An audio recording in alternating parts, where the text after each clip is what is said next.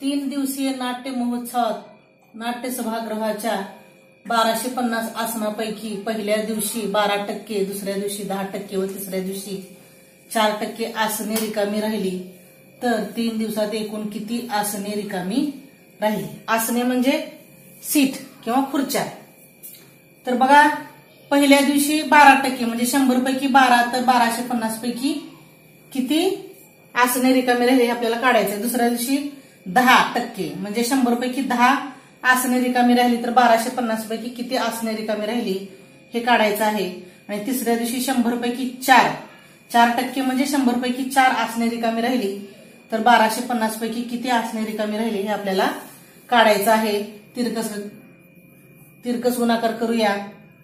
बघा, 1250 गुणिले 12 भागिले 100. 100 मधला एक शून्य गेला, 1250 मधला एक शून्य गेला. 12ला आणि 10ला 2 ने भाग जातो. बेस आहे 12, बे पंचे 10, 5 1 5, 5 2 10, 5 5 25, 25 गुणिले 6 150 म्हणजे 12% आसने म्हणजे 150 आसने रिकामी राहिली पहिल्या दिवशी.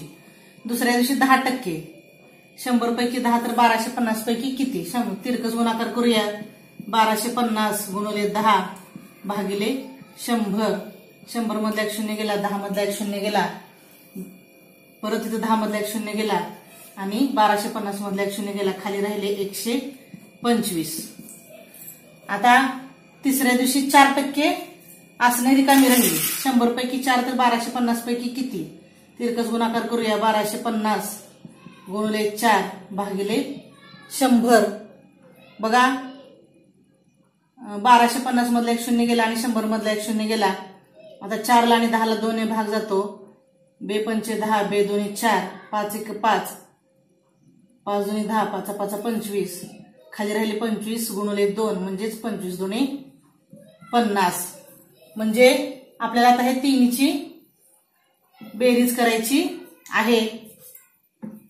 बघा, पहिल्या दिवशीची 150, दुसऱ्या दिवशीची 125 आणि तिसऱ्या दिवशीची 50 आसने रिकामी राहिली, तर एकूण किती आसने रिकामी राहिली? तर यांची बेरीज होती 325. म्हणून पर्याय बी हे उत्तर येते.